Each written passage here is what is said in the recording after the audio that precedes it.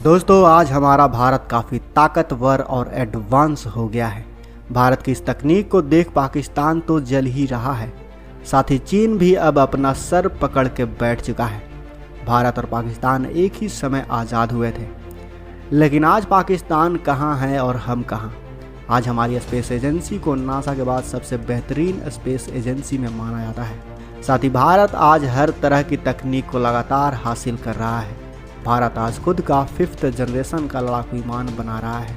इतना ही नहीं, भारतीय वैज्ञानिकों ने एक से बढ़कर एक घातक मिसाइल को भी बनाया है और आज भी भारत के एक मिसाइल को लेकर खबर निकलकर सामने आई है।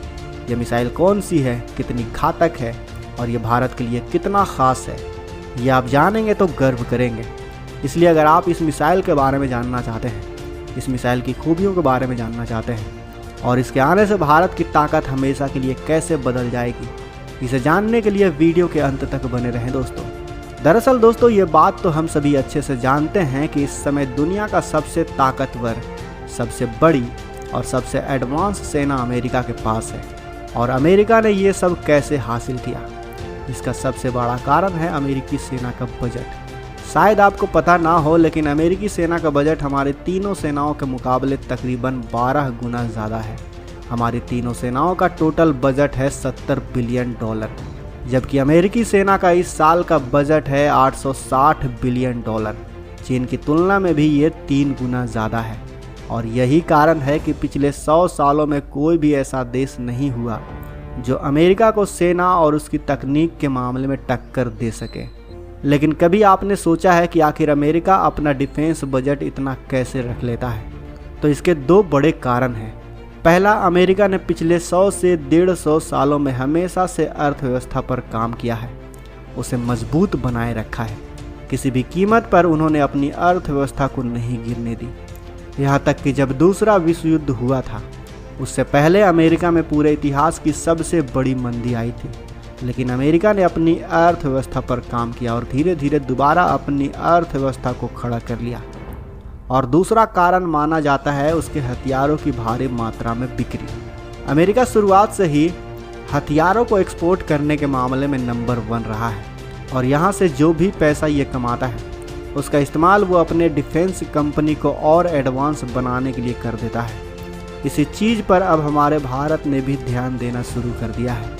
अगर हमें अमेरिका के लेवल पर आना है तो बिना हथियारों को बेचे वहाँ तक नहीं पहुँचा जा सकता। इसलिए पिछले 3 से 4 सालों में भारत ने ऐसे कई प्रोजेक्ट शुरू किए हैं जिन्हें दूसरे देशों को एक्सपोर्ट किया जा सके। उन्हीं हथियारों में से एक मिसाइल काफ़ी ख़ास है जिसका नाम है प्रलय बैलिस्टिक मिसाइल। और इसी मिसाइल पर आज की सबसे बड़ी खबर निकलकर सामने आई है। खबर ये आई है कि अब भारत इसका फाइनल परीक्षण करने वाला है। इसको लेकर DRDO ने 700 किलोमीटर का एक नो टर्म वार्निंग भी जारी कर दिया है। हालांकि भारत द्वारा इस मिसाइल का नाम जाहिर नहीं किया गया है, लेकिन जितनी रेंज की यह नो टर्म वार्निंग जारी की गई है उससे यही लग रहा है कि यह प्रलय बैलिस्टिक मिसाइल ही है।